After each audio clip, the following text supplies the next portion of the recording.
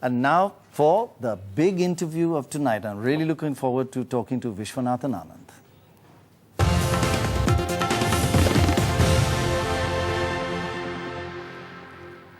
Thank you, Viswanathan, for joining us. Really great. Can I just see your passport? I want to know, are you really Indian or is there something, are you, Alaskan? Yeah, I'm still Indian. I never was anything else. Obviously, I'd been operating out of Spain for many years, which seems to have caused a lot of confusion. But this is a good chance to clear the air on that. I'm now, as of May, I've even been living in India.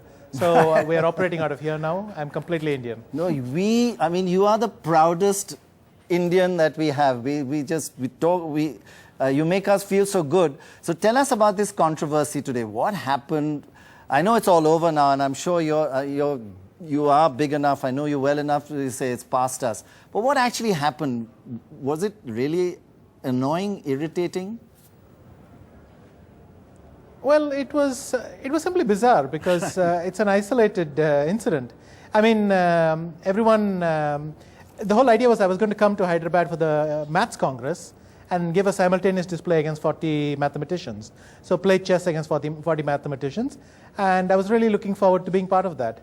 Along with that, this idea came up to give me an honorary doctorate.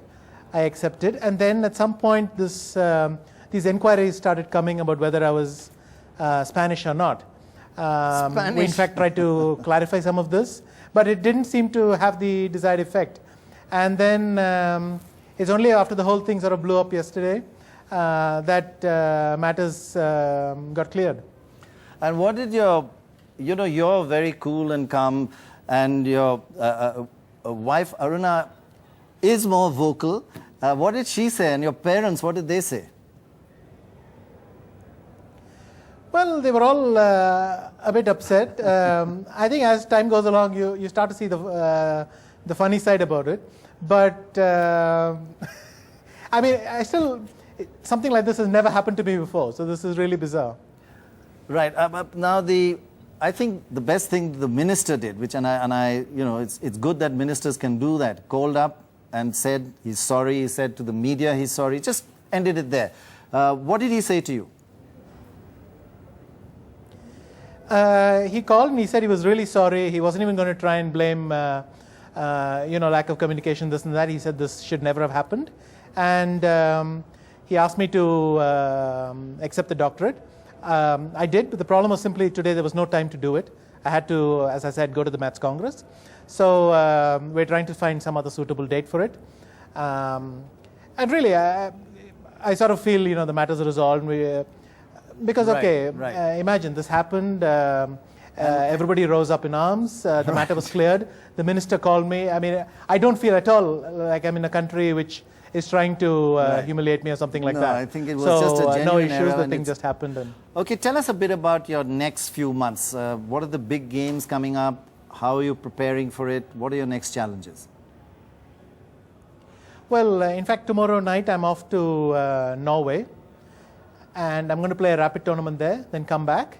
And in October, I have two big events. I will play in Bilbao in the first half in Spain. And then in the second half, I'll be playing a tournament in China, in Nanjing. After that, I have London in December and the chorus tournament in January. So that's the current schedule. It's kind of packed because all these events from October onwards are... that is really packed. I hope youngsters... really big events. Yeah, I hope youngsters who are complaining about their work too hard listen to you. I mean, that sounds like you are back to back. It's just no time to recover. How do you train for this? How do you stay kind of alert and fit mentally and physically? I think the basic thing is when the tournaments come, the trickiest thing will be Bilbao because I have not played since the match.